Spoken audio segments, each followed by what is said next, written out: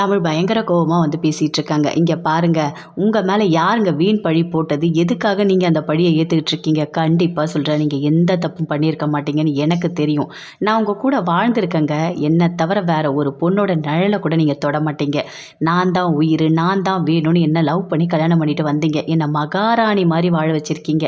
நீங்க எந்த தப்பும் பண்ண மாட்டீங்க. எனக்கு தெரியும், எனக்கு தெரியுங்க அப்படின்னு தமிழ் அப்படியே கத்துறாங்க. இங்க பாருங்க, அவங்க பழி போட்டா அத நீங்க எதுக்காக ஏத்துக்கிட்டீங்க? நீங்க யாரு தெரியுமா? சேதுபதி. சேதுபதி எந்த காலத்துக்கு கூட தப்பு பண்ண மாட்டாரு. அத நீங்க முதல்ல நம்பணும். கண்டிப்பா அதுல ஏதோ ஒரு சதி நடந்திருக்கு. நீங்க என் கூட துணையா இருங்க. கண்டிப்பா நம்ம இத கண்டுபிடிக்கலாம் அப்படின்னு தமிழ் சொல்றாங்க. சேது எதுவுமே பேசவே இல்ல. அப்படியே அமைதியா இருக்காரு. இங்க பாருங்க, நல்லபடியா நான் சொல்றேன். அந்த தாமரை வந்து ஒண்ணும் அந்த அளவுக்கு நல்லவலாம் கிடையாது. அவளோட நீங்க படுக்கைய பங்கு போட்டுக்கிட்டீங்கன்னா, இத யாருமே நம்ப மாட்டாங்க. எனக்கு தெரியும். என் புருஷன் பத்தி எனக்கு தெரியும் அப்படின்னு சொல்லிட்டு தமிழ் அங்கேருந்து அப்படியே கோவமா போறாங்க. அவங்க மாமா அப்படியே வராரு. சேது எதுவுமே பேசவே இல்ல. அப்படியே அமைதியா இருக்காரு.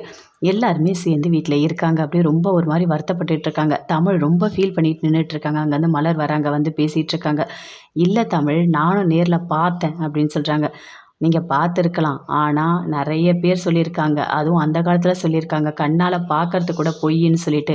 இதுல ஏதோ ஒரு சூழ்ச்சி இருக்கு. ஏதோ தப்பா இருக்கு. எனக்கு நல்லா தெரியுது. அந்த தாமரையும், அவங்க அம்மா சாவித்திரியும் சேர்ந்து ஏதோ பிளான் போட்டு வேணும்னு என் வீட்டுக்கார மாட்டி விட்டுருக்காங்க.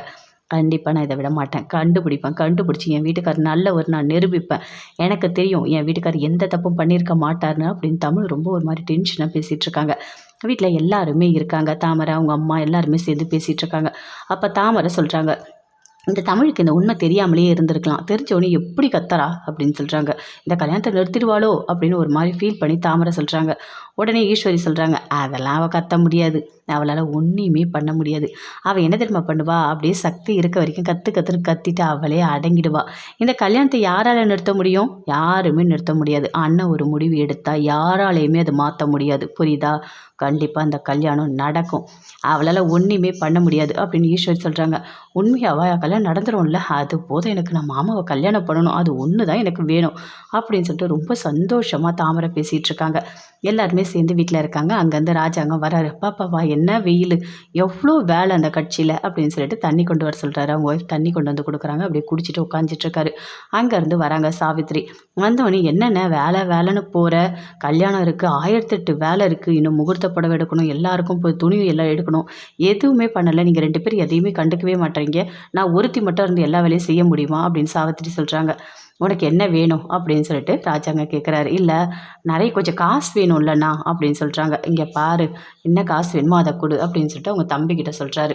சரிண்ணா, நான் பார்த்துக்கிறேன் அப்படின்னு சொல்லிட்டு அந்த காசு எல்லாமே கொடுக்க சொல்கிறாரு. அப்படியே ரொம்ப ஒரு மாதிரி சந்தோஷமாக இருக்காங்க. சாவித்ரி பயங்கரமாக சந்தோஷத்தோடு இருக்காங்க. இந்த கல்யாணம் நல்லபடியாக நடக்கணும் அப்படின்னு சொல்லிட்டு.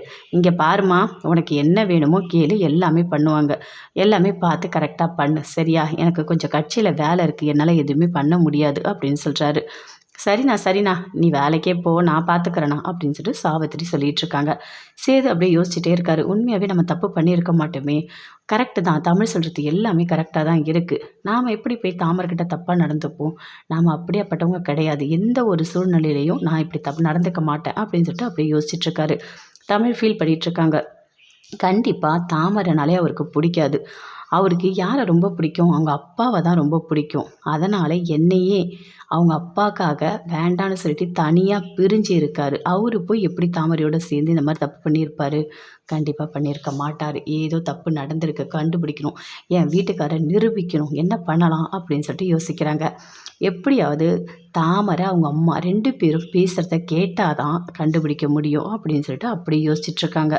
ரொம்ப வீட்டில் இருக்க எல்லாருமே ரொம்ப ஃபீல் பண்ணிகிட்ருக்காங்க. பாட்டி பயங்கரமாக ஃபீல் பண்ணிகிட்ருக்காங்க. இந்த கல்யாணம் நடக்கவே கூடாது. பாவம் தமிழ் நம்மளை நம்பி இந்த வீட்டுக்கு வந்திருக்கா. இன்றைக்கி அவள் வாழ்க்கையே ஒன்றும் இல்லாமல் போக போகுது.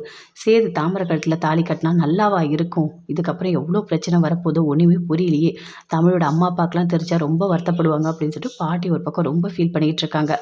தமிழோட அம்மா அப்பா அந்த கீழே ஒருத்தவங்க மயக்கம் போட்டு விழுந்தாங்க. அவங்கள ஹாஸ்பிட்டலுக்கு கூட்டு போய் அட்மிட் பண்ணியிருக்காங்க. அவங்க எழுந்துக்கிறாங்க. இங்கே பாருமா செல்வி, உன்னை இங்கே கூட்டிகிட்டு வந்து அட்மிட் பண்ணதே இவங்க தான். இவங்களுக்கு தான் நீ நன்றி சொல்லணும் அப்படின்னு டாக்டர் சொல்கிறாங்க. இங்கே பாரும்மா செல்வி, உன்னோட இதயத்தில் ஆப்ரேஷன் பண்ணணும். அப்படி ஆப்ரேஷன் பண்ணலன்னா ரொம்ப கஷ்டம் அப்படின்னு சொல்லிட்டு அங்கேருந்து டாக்டர் போகிறாங்க. என்னம்மா சொல்கிறாங்க டாக்டர்? என்னம்மா பிரச்சனை உனக்கு அப்படின்னு சொல்லிட்டு தமிழோட அம்மா கேட்குறாங்க. இல்லை, எனக்கு இதயத்தில் பிரச்சனை இருக்குது, ஆப்ரேஷன் பண்ணணும்னு சொல்லியிருக்காங்க, நிறைய பணம் செலவாகும்னு சொல்லியிருக்காங்க. அவ்வளோ பணம் என்கிட்ட இல்லை, எனக்கு அந்தளவுக்கு வசதிலாம் இல்லை. என் தம்பி கூட இந்த ஆப்ரேஷனுக்கு பணம் வேணும்னு சொல்லிட்டு தான் வேலை செய்ய போயிருக்கான். பாவமாக இருக்கு, அவன் ஒருத்தனே எவ்வளோ தான் கஷ்டப்படுவான். சரி, அவனுக்கு கஷ்டத்தை கொடுக்கக்கூடாதுன்னு சொல்லிட்டு தான் நான் வந்துட்டு நெய் இதெல்லாம் வித்துட்டு இருந்தேன். அப்போ தான் நான் மயக்கம் போட்டு விழுந்துட்டேன் அப்படின்னு செல்வி சொல்கிறாங்க. ஓ, இவ்வளோ பெரிய பிரச்சனை இருக்காம்மா அப்படின்னு சொல்லிட்டு ரொம்ப ஃபீல் பண்ணி தமிழோட அம்மா கேட்டுட்ருக்காங்க. அப்போ செல்வியோட அந்த சின்ன பொண்ணு கேட்குது, அம்மா நீ உயிரோட இருக்க மாட்டியாம்மா, என்னை பார்த்துக்க மாட்டியாம்மா அப்படின்னு சொல்லிட்டு. உனக்கு இதெல்லாம் யார் சொல்லி கொடுத்தது? சின்ன பொண்ணு, இப்படிலாம் நீ பேசக்கூடாது அப்படின்னு சொல்லிட்டு தமிழோட அம்மா அப்படியே ஆறுதல் சொல்லிட்டு இருக்காங்க.